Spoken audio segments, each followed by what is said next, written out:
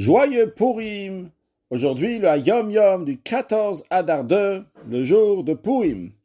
Le rabbi nous dit que dans la lecture de la Megillah, il y a différentes opinions. Comment on doit écrire l'Arog ou le Abed, ou bien Ve'la'arog ou le Abed. Donc on dit aussi bien l'Arog ou le Abed, Ve'la'arog ou le Abed lorsqu'on lit la Megillah. Dans le même esprit, quand on dit Ve'ish lo amad bifneem, on dit aussi Ve'ish lo amad lifneem. Donc bifneem et lifneem pour être quitte de toutes les versions. Encore un point, lorsque nous lisons la Megillah, on dit Aïgeret Azot, qui veut dire donc cette missive, cette lettre, de même qu'on dit après Igeret Apurim Azot Ashinit, cette deuxième missive. Donc on secoue la Megillah à ce moment-là, parce qu'en effet, cette Igeret, cette missive, c'est ce qu'on est en train de lire ici dans la Megillah, est-ce que nous secouons.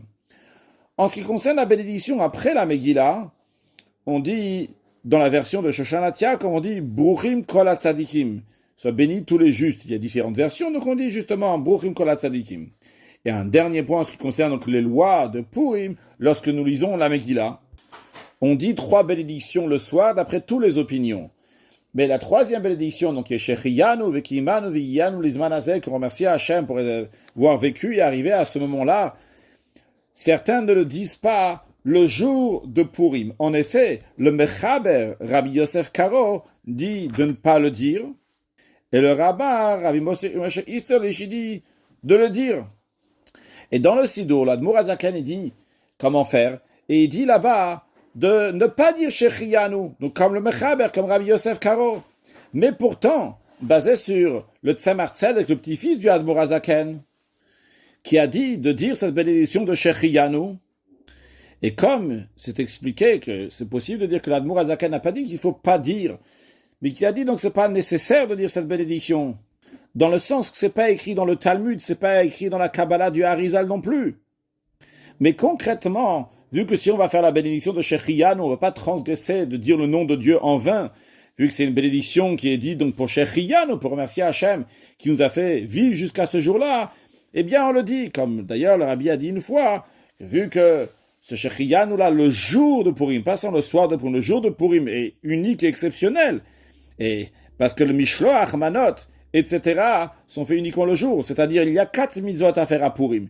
Il y a la mitzvah de la lecture de la Megillah, ça en effet, on le fait déjà le soir, on dit la bénédiction de Shechiyanu pour cette lecture le soir de Purim, mais après le lendemain, il y a encore 3 autres commandements, le fait de donner 2 aliments à quelqu'un d'autre, et le fait de donner une pièce à 2 pauvres, et le fait de faire un festin, ça c'est uniquement le jour de Purim, donc pour ça, il y a de quoi dire Shechiyanu. Après le rabbi nous dit qu'il faut étudier le Chumash du jour, le Teilim du jour, le Tanya du jour.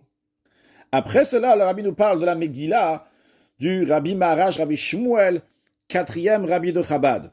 Le Rabbi Maharash, il était malade et les médecins lui ont dit de faire des choses avec les mains, de travailler manuellement. Et en effet, il a fait plusieurs ustensiles, plusieurs récipients très très beaux. Il a fait un chandelier, il a fait des tables avec plein de petits morceaux de bois en pierre, de mosaïque. Il savait aussi très très bien écrire Sefer Torah, Tfilin, Mezuzot, et il a écrit donc la Megillah, et il a donné à chacun de ses enfants une Megillah que lui-même il a écrit. Et dans la Megillah que le Rabbi Maharash a écrit, pas toutes les pages commencent avec le mot Hamelech, et les 10 fils de Haman ne sont pas écrits sur une page. En effet, il y a certains qui ont la coutume, basé sur ce qui est écrit dans Shulchan Aruch, que toutes les pages de la Megillah vont commencer avec Hamelech, que les 10 fils de Haman vont être écrits sur la même page, ça c'est écrit dans Shulchan Aruch, et basé sur ça, donc ils écrivent comme ça tous les fils de Haman sur une seule page. Et dans la Megillah du Rabbi Maharash, c'est pas écrit comme ça.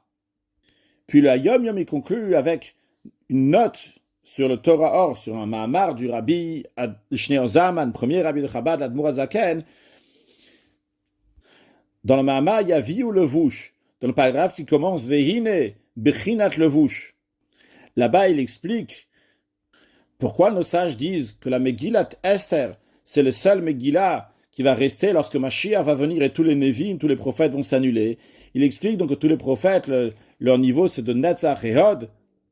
En revanche, la Megillat Esther représente un niveau qui est très très haut, vu que nos sages disent d'où on retrouve Esther dans la Torah, parce qu'il y a écrit Ve'anochi Aster Astir Panai Bayom Ha'u, que ce jour-là, Bayom Ha'u, je vais voiler mon visage.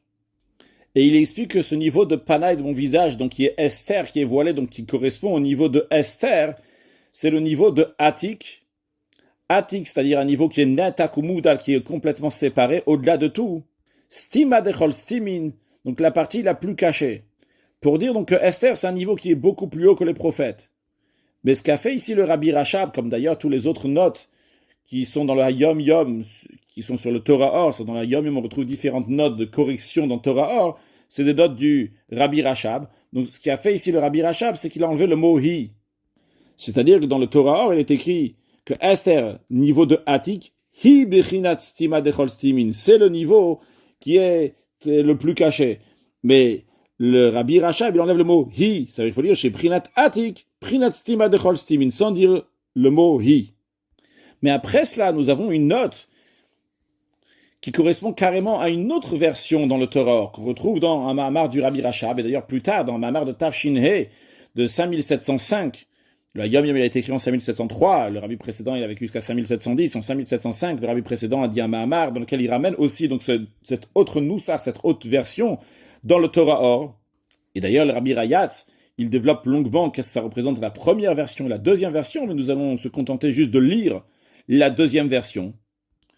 Que les mots Bayomaou, que dans Torah, il faut lire comme ça, les mots Bayomaou, ce jour-là, fait allusion au niveau de Bina, qui appelait la mère suprême, Emaïla, qui réside dans le monde de Bria, qui est Kursaya, donc le trône céleste. Et Malchut d'Atsilut, la dernière des attributs du premier monde qui s'appelle Atsilut, c'est la source de Bria. C'est la source du deuxième monde qui s'appelle Bria. Et c'est pas juste ici, juste dans le sens de source, mais c'est dans le sens de Atik, donc qui est tout à fait séparé et plus haut que le monde de Bria. Et même par rapport au niveau de ce jour-là, c'est-à-dire par rapport au niveau de Bina qui correspond au nom de Bria, eh bien, ce niveau-là, il est caché et voilé.